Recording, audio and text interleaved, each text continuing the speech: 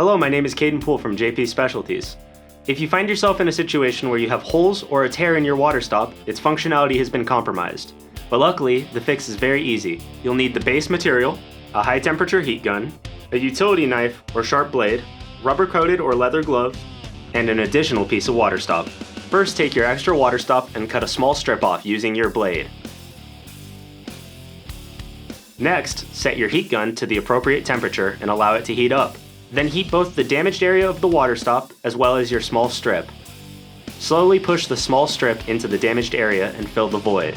Once the void is completely full, use your finger to flatten the added material and knead it together with the original water stop. Flip the water stop, then repeat this process on the back side.